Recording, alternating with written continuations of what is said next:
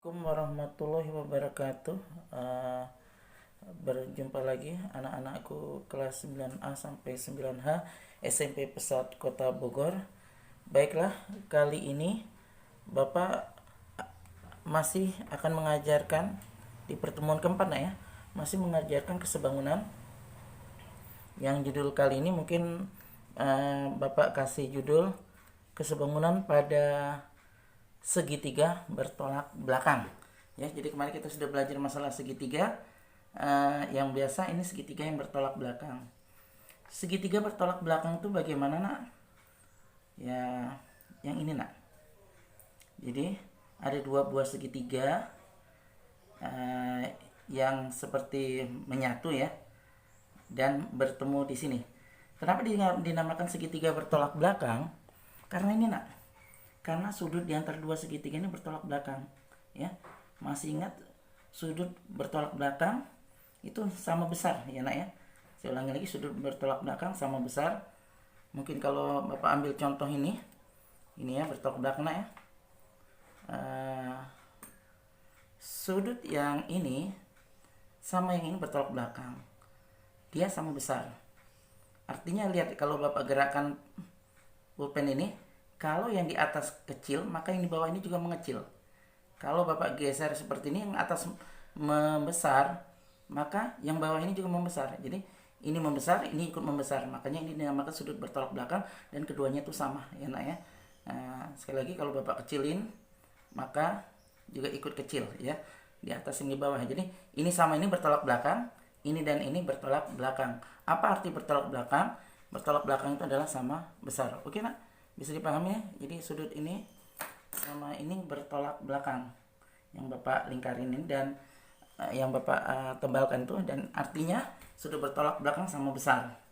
Nah, ini sudah ada gambaran, berarti ini sudah saya katakan ini sama besar, berarti mengarah ke bersesuaian.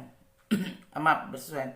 Sudutnya sama besar itu salah satu syarat dari kesebangunan. Nah, dan memang dua segitiga ini sebangunan ya.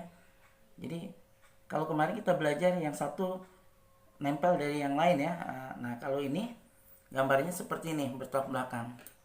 Nah, Bapak gambarkan lagi. Jadi kalau Bapak ambil contoh secara manual ya.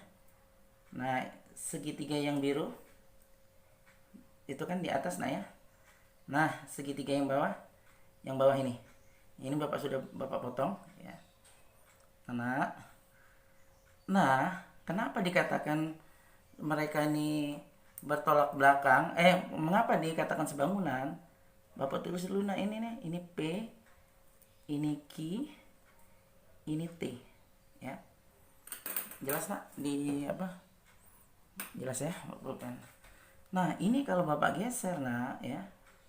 Bapak geser dan Bapak putar. Nah ya, jadi seperti ini nak ya. Ini akan nempel pas di sini nak. Dia akan dalam satu bingkai. Nah, seperti ini nak ya. Jadi ini dalam satu bingkai. Nah, jadi Bapak ulangi. Awalnya dia kayak gini ya, ini sama apa? Bertolak belakang. Kenapa mereka sebangun? Karena kalau ini setelah diputar, nah, dan ini kita tempelkan, dia akan menempati bingkai yang pas. Maka kedua segitiga ini disebut sebangun ya nak ya. Yaitu mungkin kalau pemotongannya agak kurang pas, tapi seperti inilah gambarannya. Berarti nak, segitiga ini sebangun ya, karena yang satu menempati yang lain gitu ya. Segitiga yang kecil menempatin pola segitiga yang besar. Nah, inti dari kesebangunan kan kita menentukan sisi yang bersesuaian nak ya. Nah, dari kejadian ini adalah apa saja yang bersesuaian. Lihat itu nak, yang bersesuaian, sisi yang bersesuaian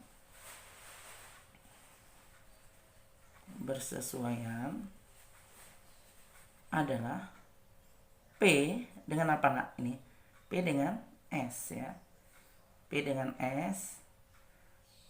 Kalau Q dengan R ya. Q dengan R dan apanya? U dengan T ya. U dengan T. Bapak ulangi lagi nak, sebelum biar kalian mengerti. Kita belajar kesebangunan pada segitiga bertolak belakang.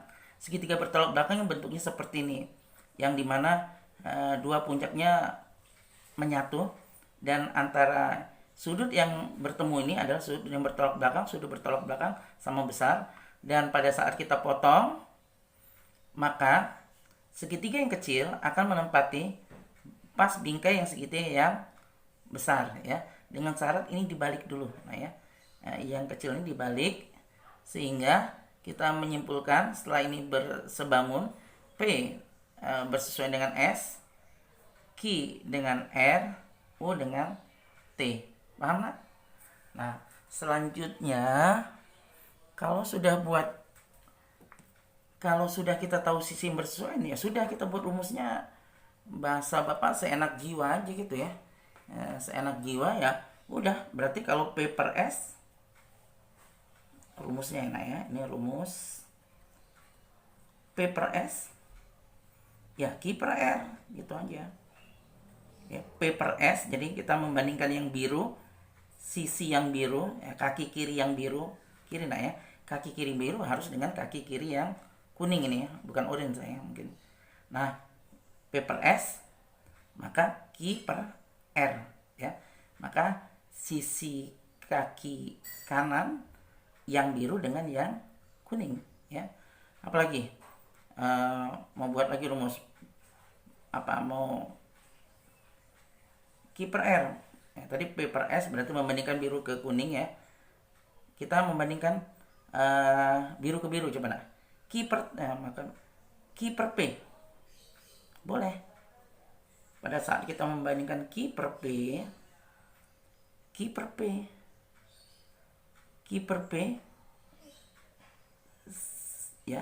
P dari sisi kaki kanan biru ke kaki kiri biru, maka ikutan. Maka sama dengannya adalah kaki kiri yang kuning dengan kaki kanan yang kuning. Jadi Q per P maka R per S. Ikutin aja kalau sudah kalau sudah jadi bersesuaian, enak kayak gitu aja. Jadi rumusnya enak aja. P per S maka Q per R. Ikutin aja di sini. Q per P ya ikutin R per S. Jadi boleh dari sini, boleh dari gambar. Tapi memang paling enak sudah di sini lah kalau sudah ngerti ya. Kita ikutin yang alas. Yang alas kita membandingkan biru dengan biru. P per T. Ayo tebak bagi yang ini sama dengan A, bukan sebangun. P per T maka ikutan S per U ya. Gitu aja. Jadi alasnya nggak ada penambahan-tambahan kayak kemarin, karena segitiga ini kan segitiga ini kan saling berdiri sendiri ya. Apalagi mau buat rumus P per T. Sekarang Bapak mau membuat rumus dari biru ke kuning. Contoh T per U ya, T per U. Coba tebak nak, sama dengan kalau T per U, terserah mau mulai dari mana. Yang jelas berawal dari biru, harus yang satunya berawal dari biru juga. T per U ya Bapak ambil dari sini ya.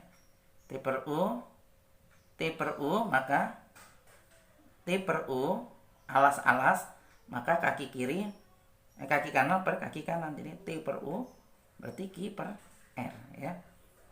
Bebas kalau sudah. Jadi T per U, salah nggak nih? T per U yang gede Q per R. T per U, sebentar ini saya, P per S, P sama dengan S, Q sama dengan R, U sama dengan T. Berarti kalau P per T maka S per U, betul ya. P per T S per U ya. Lihat di sini aja nak ya, jangan lihat di sini, agak bingung ya. T per U ya sudah lihat alas ini, alas per alas biru per alas kuning, maka ikutan di sini mulai dari biru Q per R ya. Nah, hati-hati kalau mengikuti alas dia berbalikan ya, Q per R. Ini rumusnya sudah benar ya. Bapak ulangi lagi. Kita dari gambar aja nak. Kalau dia melibatkan alas kita, kalau nggak melibatkan alas ini enak ya. P per S, Q per R, senada. Terus kemudian Q per P, Q per P, Q per P, maka R per S, senada. Tapi kalau melibatkan alas, ini kan berarti ada alasnya ya. Dia berbalikan ya. P per T, ya, kaki kiri ke alas, maka ikutan S per U ya. P per T, S per U. Kalau melihat dari sini agak bingung ya. P per T, S per U. Jadi dia berbalikan P per T, S per U ya. Bapak sarankan lihat sini aja ya. Oke, itu rumusnya nak ya. Nah, sekarang Bapak ingin menjelaskan kenapa sih P dengan S itu sebangun nak ya. Coba kalau Bapak gambarkan di sini. Bapak lihat jelas nggak nih? Misalnya Bapak tarik suatu garis. Kalau Bapak tarik suatu garis, gimana ya? Di sini ya. Nah ini kan garis P, ini garis S. Nah ini ruas S, kelihatan ya. Kemudian yang biru, ya yang biru ini Q sesuai dengan gambar ini R. Kenapa P itu sebangun sama S? Bersesuaian dengan S. Ini logika aja nak, kayak gini nak. Nah misalnya gini nak, saya kasih gambaran, bisa gambarannya kesini nak ya. Nih Bapak kasih gambaran yang biru ke sana nak ya, maaf, biru sana, P per S. Nah kenapa P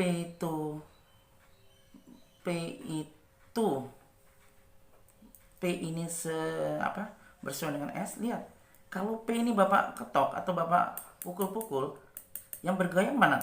Yang S kan? Ya makanya ini logika sederhana mengingat kenapa P dan S itu sebangun. Karena gini, kalau saya ketok yang P, maka yang akan bergerak S ya. Nah, kenapa ini? Kenapa Q sama R itu bersesuaian ya gini? Kalau Q yang saya ketok, yang bergerak yang di ini nak, yang di R ya. Itu namanya logika mudah mengingatnya ya. Nah, itu ya. Oleh karena itu dari sini Bapak sudah jelaskan bahwa rumusnya ini ya. Nah, kita ke contoh soal ya. Kita ke contoh soal. Bapak hentikan sebentar nah ya. Oke nak, contoh soal 1 seperti yang bisa kamu lihat di di sini, yang ditanya x-nya berapa nak ya, dan y-nya berapa ya, dengan angka-angka seperti ini 5, 1, ini 4, ini 8, ini x-nya berapa, y-nya berapa. Jadi intinya dia bisa mencari sisi yang lain ya, seperti itu permasalahan nah kita mulai mencari cari x.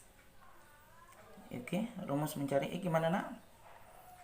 Ya saya mulai dari x per 8 ya. Jadi jangan x per 4. Jadi yang benar adalah x per 8. Karena tadi yang Bapak sudah saya katakan, kalau Bapak ketok x, misalnya ini suatu penggaris atau atau pipa atau maka kalau ini saya ketok, maka yang bergetar di 8 ya. Jadi x per 8. Nah, x per 8 ini soal kayaknya kurang, ini 3 nak. Ya, maaf. Ini 3 ya, kurang angkanya ada ya.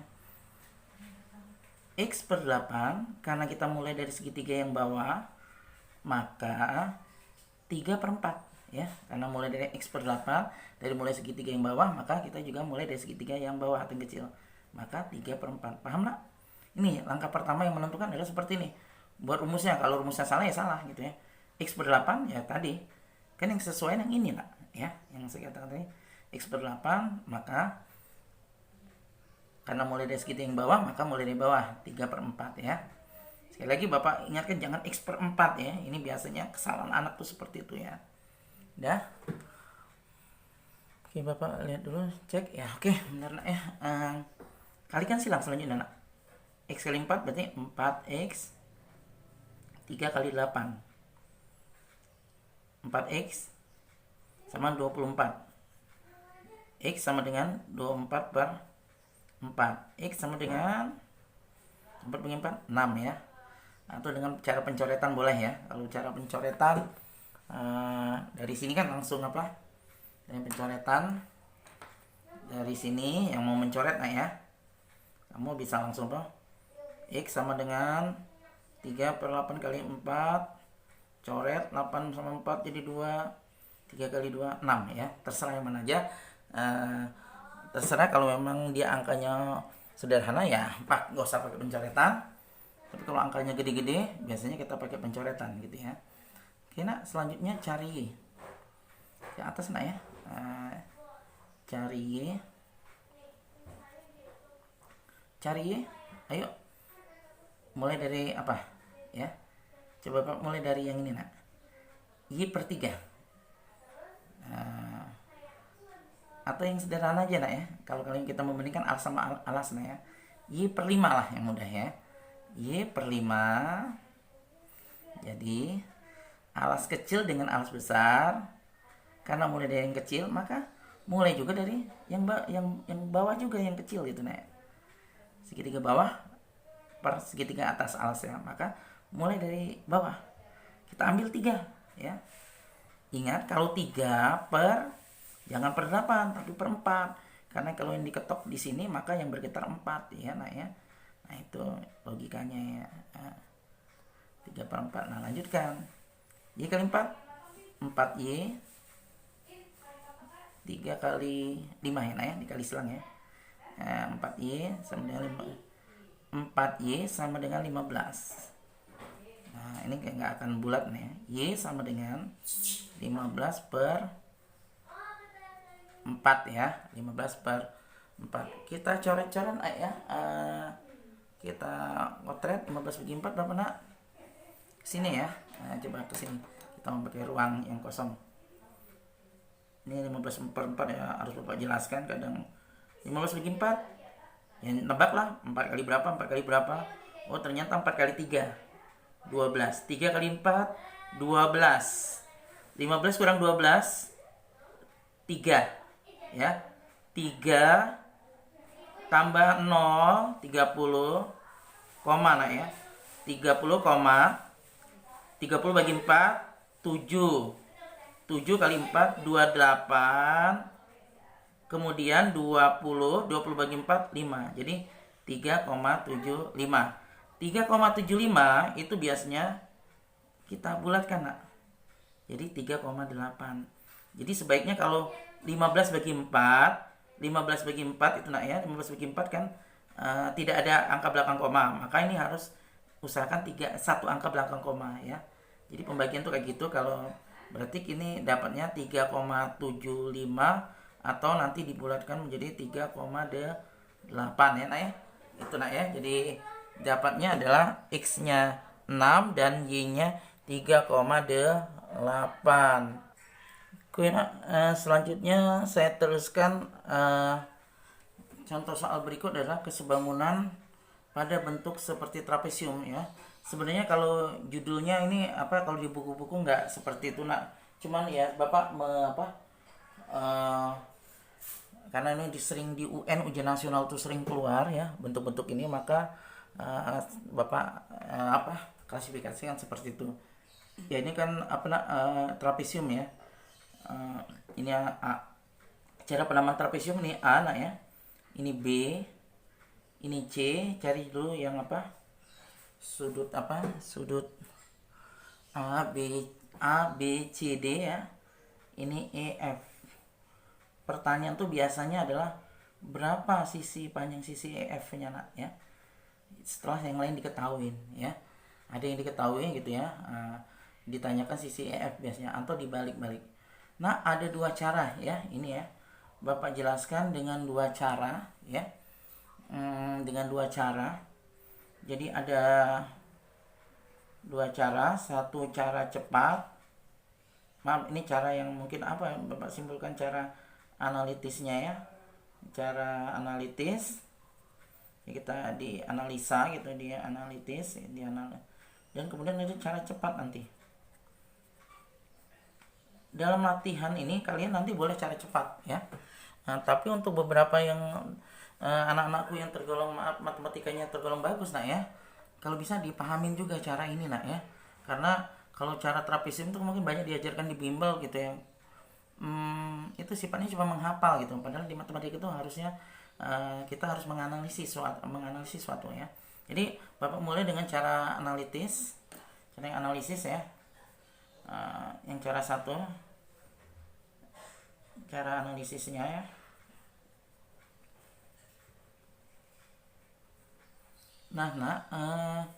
Trapesium ini, bagaimana cara menghitung trapesium ini? Bapak geser dulu posisinya ya.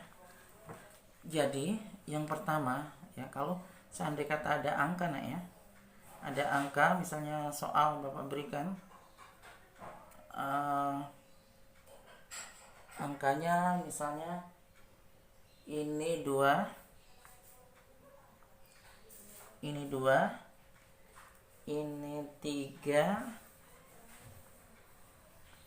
ini 9, dan ini 14. Pertanyaan berapa EF?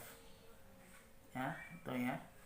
Jadi A, B, C, D, E, F ya. Berapa EF? Panjang EF ini nak ya. Oke. Kita Bapak hentikan sebentar lah ya. Oke, Bapak mulai nak. Ini kamu bisa lihat di sini ada soal AB 14, DE 2, AE 3. Sini nggak ada, di sini angka 9, sini 14, berapa EF ya. Nah, ini cara pengerjaannya adalah kita potong ini nak. Jadi bayangkan ini dipotong nak. Jadi kan ini bisa dipotong nak ya. Nah, ini dipotong segini ya. Karena ini kan kalau kita potong 9 sejajar dengan ini nak ya. Oke, gambarnya seperti ini. Ini kalau saya potong di sini ya. Ya, maaf ini ya. Ini kan dari ini nak ya. Ini sama. Nah, kemudian saya potong di sini ya. Jadi hasilnya airnya seperti ini nak. Nah, jadi ada 2 buah bangun. Jadi gara-gara pemotongan itu ada 2 buah bangun. Satu yang kecil berbentuk segitiga ini ya, yang segitiga ini, dan satu lagi Bapak tempel lah ya biar, dan satu lagi yang hasil potongannya nih. Dan Bapak sambil tempel dulu biar paham nak. Jadi nih, jadi ada 2 potongan ya. Jadi yang ini tadi dipotong, saya potong set, jadilah seperti ini nak ya. Jadi kalau kita potong, ini titik ini A ya, ini titik ini yang B nak ya. Ini C, ini D ya. Nah, ini potongnya kayak gini nak. Boleh saya potong di sini. Nah, jadi kayak ini dipotong. Nah, berarti kalau ini dipotong, ini 9, ini berapa nak? Ya, ini kan 9. Nah, ini titiknya D, tetap nak, ini D, maaf sebelum saya lakukan. Nah, ini kita tambah titik baru ya. Karena baru, maka kita buat aja misalnya titiknya ini E nak ya. Maaf ya. Ini E, ini F. Nah, kita tambahin ini G, ini H. Ya, ini H. Seperti ini juga apa nak? H. Jadi penambahannya seperti ini. A, B, C, D, E, F, ini G, ini H ya, paham? Nah, G, H. Dan nah, tolong dilihat. Pertanyaan kita kan, ini kan potongan di G, ini G juga nak ya. Yang ditanya adalah EF. Nah, EF, coba lihat nak. Ini berapa angkanya di DE tadi nak? Di angka di DE berapa? 2 ya. Ini berapa nak? 3. Ini berapa di C? Lihat dari sini, 9 nak ya. Kalau ini 9, ini berapa nak? Logika. Ya, ini hasil potongan ya nak ya. Ini potong segini, ini segini, ini segini, berarti sama. Ini 9, Ini juga 9. Paham nak? Ya. Jadi saya ulangin, berarti karena kita ditanya EF sesuai dengan pertanyaan ini, GF-nya sudah ada 9, ya. Tinggal cari EG, ya nak ya. Tinggal cari EG. Jadi permasalahan kita yang awalnya trapesium ini menjadi ini tinggal segitiga yang kecil ini nak. Maaf gambarannya kurang bagus ya. Jadi tinggallah AH, kemudian G di sini, ini E, ini D. Kita masukkan angkanya lagi. Ini 2. Warnanya beda-beda. Ini 2. Ini 3 ya, dari soal ya. 23 kan, 23 ya, enggak ada berubah, 23. AH berapa nak? Coba AH pakai logika. AB A ke B 14. Sementara BH itu 9. Berarti AH, saya ulangin. BH 9, berarti AH berapa? 14 kurang 9. 5 nggak ya? Jadi 5, sekali lagi 5 dari sini ya. Dari 14 kurang 9. Paham nggak ya? Nah, kita intinya mencari EG ya, mencari EG. EG anggap X. Ya sudah, berarti kita kembali ke pelajaran yang sebelumnya. Bagaimana mencari X? Ya ini rumusnya. Apa? Masih ingat nak? Yuk, mencari X-nya gimana? Karena EH yang EF yang ditanya, GF sudah ada, berarti EG yang belum ada. EG ini anggap X. Berarti ingat 2 per X. Jangan lupa ya, 2 per ini banyak kan lupa. 2 per X berarti ini kadang yang suka lupa. 2 tambah 3 per berapa nak? 5 ya. Ya. 2 per X, hati-hati. Biasanya langsung 2 per X, 3 per 5 itu biasanya yang salah. Tapi 2 per X, karena segitiga ini berada di dalam segitiga yang lainnya, maka segitiga besarnya ada 2 tambah 3, 2 tambah 3 per 5. Ini, hati-hati nak ya. Bapak katakan hati-hati di sini. Sehingga 2 per X, 5 per 5 ya. 5 kali X, 5X, 5 kali 2, 5X sama dengan 10. X sama dengan 10 bagi 5, berarti X sama dengan 2 ya. Berarti X sama dengan 2. Oke, seperti itu nak ya. Berarti kita dapatkan 2 per 3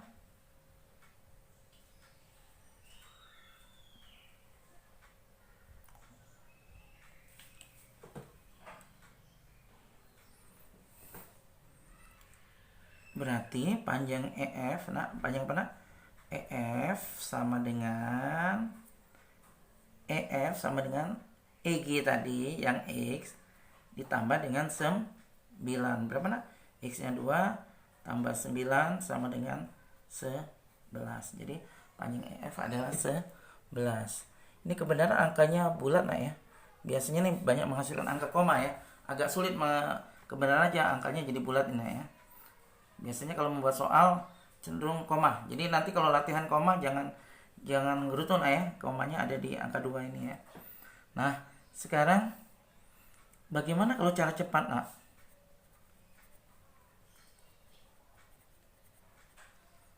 Kalau cara cepat kita ya cuma mengalihkan gini nak.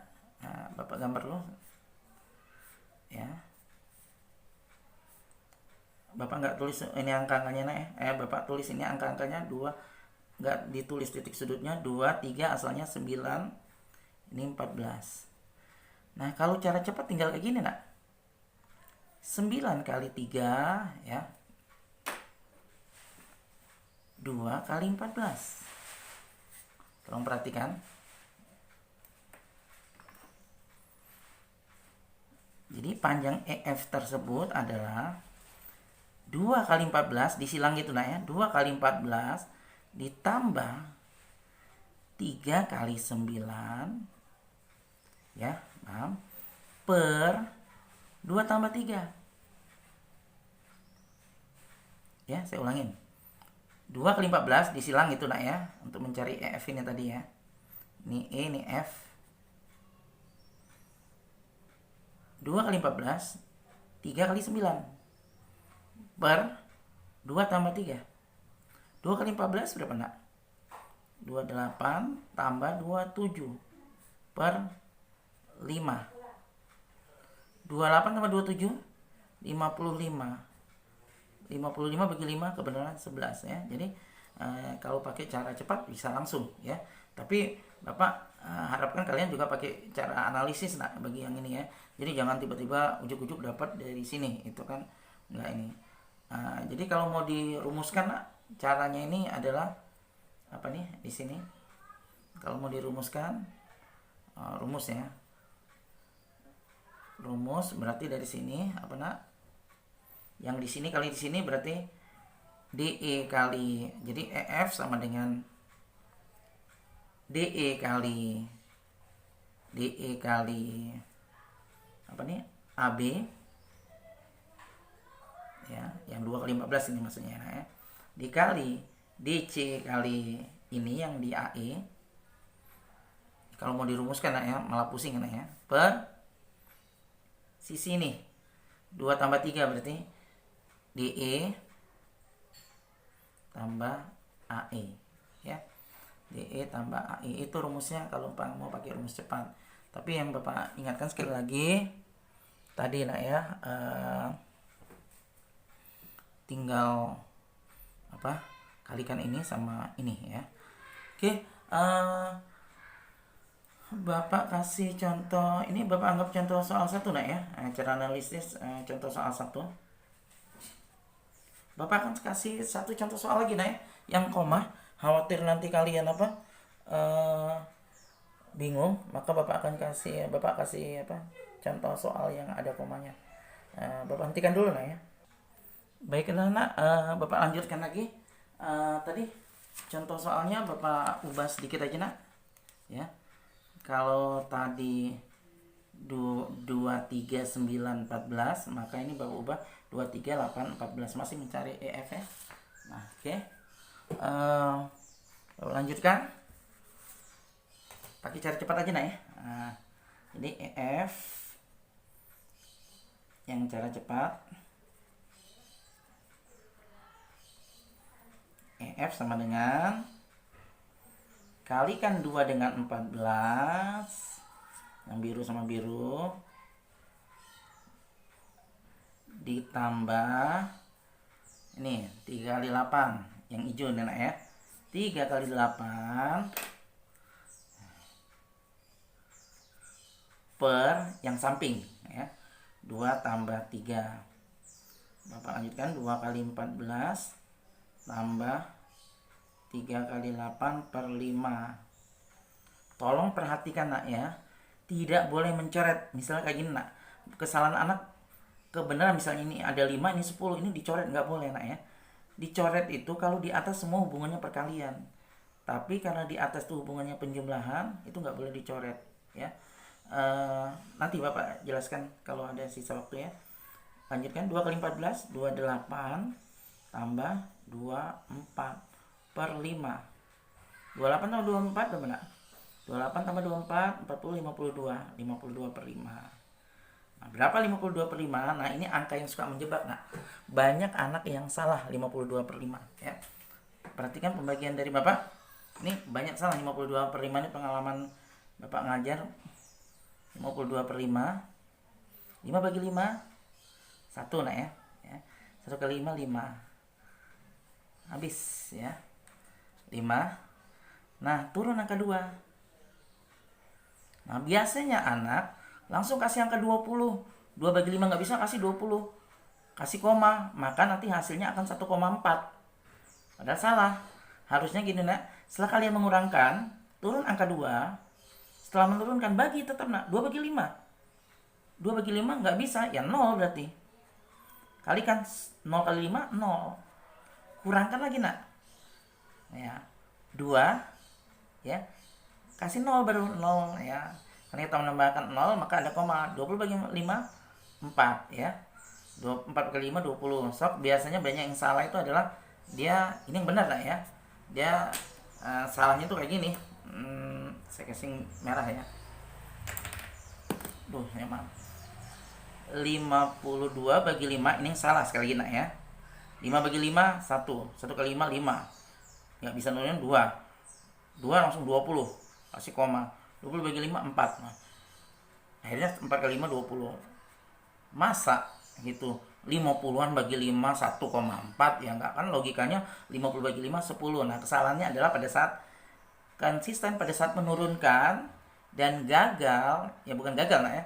Pas menurun sudah dikurangin, menurun angka 2 bagi 5 nggak bisa berarti 0 tuh artinya. 0 kali 5 0. Nah, setelah kalian mengurangi ya, boleh kalau habis baru tambah 0 ya. Itu ya, ini ya sederhana aja. Jadi ini jawabannya adalah 10,4 ya, pakai cara yang cepat. Oh ya, tadi Bapak menjelaskan kesalahan yang sering terjadi kayak gini nak. Siapa tahu ada angka gini nak ya. Ini yang salah. EF sama dengan misalnya 28 tambah 24 per 6. Nah, kemudian kamu coret. Jadi 28 tambah 4 sama dengan 32. Padahal 28 tambah 24 ya. Misalnya 28 tambah 24 52. 52 bagi 6. Itu berapa 52 bagi 6 nak? 6 9 kali 8 kali 6, 8 kali 6 48. 12 kurang 8 4 40. 40 bagi 6 kan tambah 0 ya, koma ya. 6 kali 6 36, 8,6 ya. Karena kalian salah mencoret 32 ya. Nah ya. Nah, itu nggak boleh. Kenapa kalian tidak boleh mencoret ini? Ini problemnya. Karena dia penjumlahan. Kecuali kalau 28 kali 24 per 6 boleh dicoret. 6 kali 24 4. Berarti 28 kali 4 28 kali 28 56 kali 2 112 ya. Nah, ini akan sama nilainya nak. Kalau kalian benar-benar kalikan 28 kali 24 di kalkulator bagi 6.